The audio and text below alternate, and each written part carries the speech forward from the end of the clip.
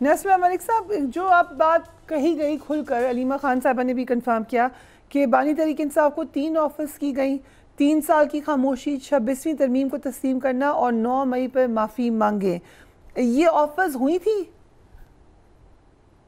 مجھے نہیں لگتا کہ عمران خان صاحب کو آج تک کوئی آفر کی گئی ہے.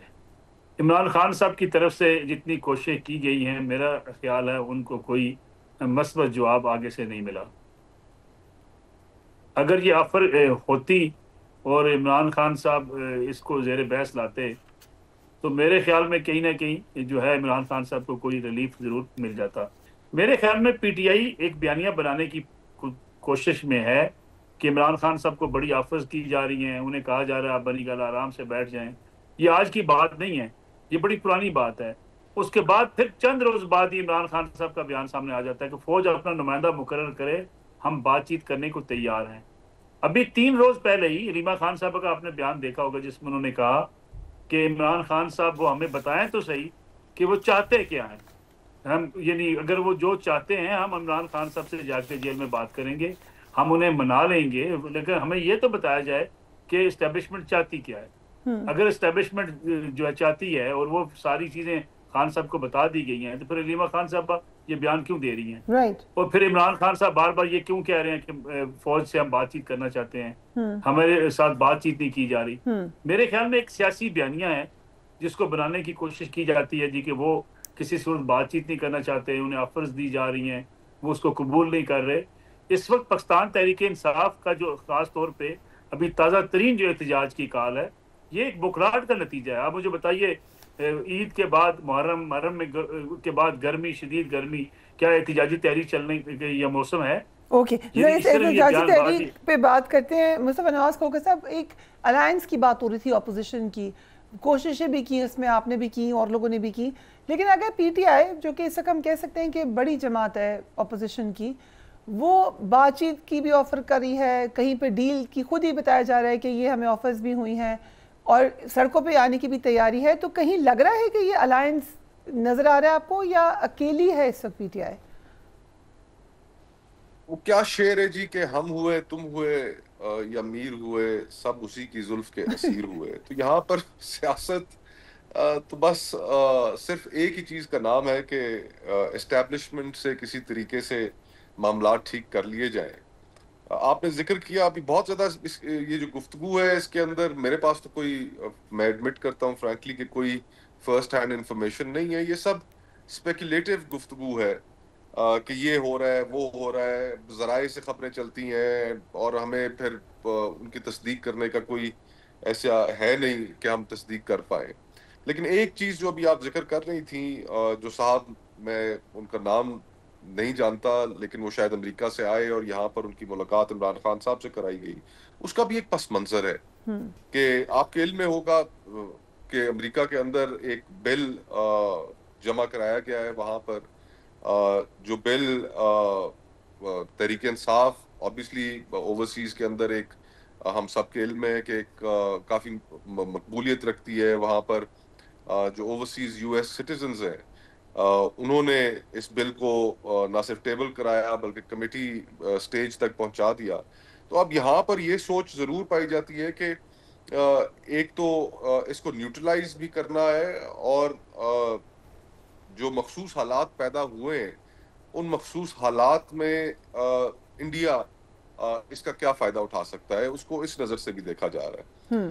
پی ٹی آئی آبویسلی اس کو ایک لیوریج کے طور پہ ضرور یوز کر رہی ہے اور پھر احتجاج کی کال دینا وہ بھی اسی سلسلے کی ایک کڑی ہے کہ ہم ایک لیوریج حاصل کریں جس کی بنیاد پر اسٹیبلشمنٹ سے گفتگو کا آغاز کیا جا سکے. But the point is you see کہ اگر یہی لیوریج آپ نے صرف اسی مقصد کے لیے اختیار لینا ہے تو شاید یہ کوئی اچھی پالیٹکس نہیں ہے.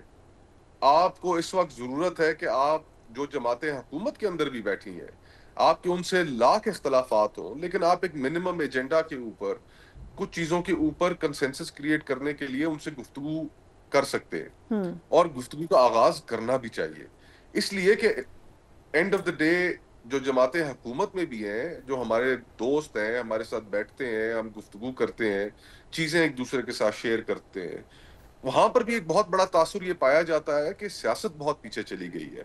تو ہمیں اگر سیاست کو بھی ریسٹور کرنا ہے تو اس کے لیے تمام جماعتوں کے درمیان اس سویلین سپیس کو واپس لینے کے لیے کانورسیشن کی ضرورت ہے. لیکن تحریک انصاف ایڈمنٹ رہی ہے کہ وہ کسی اور اسپیشلی جو جماعتیں حکومت میں ان کے ساتھ قطعاً گفتگو نہیں کرے گی، اور بضد ہے، مؤثر ہے کہ گفتگو صرف اسٹیبلشمنٹ سے کی جائے گی. تو آئی تھنک یہ ایونیو تحریک انصاف کو اپنی جو پوزیشن ہے ذرا وہ ریکنسیڈر کرنی چاہیے، اور اس کو بھی ایکسپلور کرنا چاہیے کہ سیاستدان مل کر راستہ نکال سکیں، بجائے اس کے کہ ہم ہر وقت اسٹیبلشمنٹ کی طرف دیکھیں. تو ملک صاحب، مین وائل نواز شریف صاحب نے بات کی، لندن جا کے بات کی، پاکستان میں کیوں نہیں اتنی اوپن سٹیٹمنٹس آتی ہیں؟ زیادہ کمفرٹیبل ہیں وہ برطانیہ کے صحافیوں کے ساتھ، زیادہ اوپن ایکسیس ہے، یا یہاں پہ کوئی پابندی ہے؟ وجہ کیا ہے؟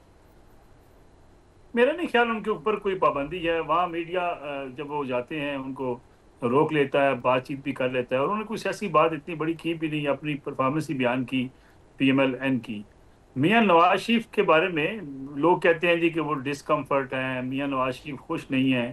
اس سے زیادہ خوشی ان کے لیے کیا ہو سکتی ہے کہ انہوں نے اپنے بھائی کو وزیر اعظم بنوا لیا ہوا ہے، بیٹی کو پارٹی بھی دے دی ہے، پارٹی پنجاب کی وزیر اعلیٰ بھی ہیں، اور وہ اس بات پہ فوکس کیے ہوئے ہیں کہ اگر وفاقی حکومت اور صوبائی حکومت کچھ ڈیلیور کرنے میں کامیاب ہو جاتی ہے، کچھ بڑے منصوبے جو انہوں نے ڈیزائن کیے ہوئے ہیں تو ان کے اوپر عمل درآمد شروع ہو جاتا ہے، تو میاں نواز شریف جو ہے وہ خود سیاسی میدان میں نکل کے ووٹرز کو اٹریکٹ کرنے کے لیے ایک جو ہے وہ ملک کی مہم شروع کریں گے. اس کو باقاعدہ طے کیا جا چکا ہے، اور یہی مسلم لیگ نون کے اندر بحث ہوتی ہے. اب یہ کتنا وہ اپنے ووٹرز کو واپس اٹریکٹ کر پاتے ہیں یہ تو آنے والا وقت بتائے گا، حالات ملک کے بتائیں گے، ملک کی سیاسی حالات کس طرف جاتے ہیں. البتہ میں مصطفیٰ صاحب کی اس بات سے اتفاق کرتا ہوں کہ پارلیمانی نظام میں سیاسی جماعتیں اور جمہوریت تبھی مضبوط ہوتی ہے جب سیاسی جماعتوں کے مابین ڈائلاگ ہوتا ہے، بات چیت ہوتی ہے، ورنہ ہمیشہ جو ہے وہ مقتدرہ جو ہے وہ طاقتور ہو جاتی ہے اور سیاسی جماعتیں تقسیم کا شکار ہو جاتی ہیں. بدقسمتی سے اس وقت جو ہے وہ تمام سیاسی جماعتیں مل بیٹھنے کو تیار نہیں ہیں، بات چیت کرنے کو تیار نہیں ہیں. حتیٰ کہ عمران خان صاحب جو ہے وہ مولانا فضل الرحمان صاحب کے پاس بھی مجبوری میں گئے تھے.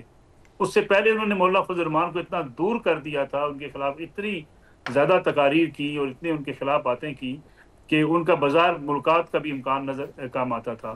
اور اس وقت بھی میری رائے یہ تھی کہ مولانا فضل الرحمان کبھی عمران خان صاحب کے ساتھ ہاتھ نہیں ملائیں گے، اور یہی صورتحال اس وقت بھی ہے. آپ دیکھیں وزیر اعظم بننے کے بعد بھی عمران خان صاحب نے اپنے آپ کو بطور وزیر اعظم اور بطور ایک قومی رہنما کے طور پہ مرج نہیں کیا.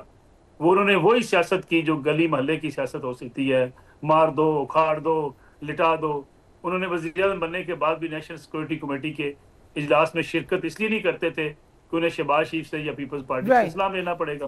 Right. So if you allow me, مجھے بس لاسٹ ورڈ مصطفیٰ صاحب آپ سے کہ what do you think Nawaz Sharif صاحب کی سیاست اس وقت آئے؟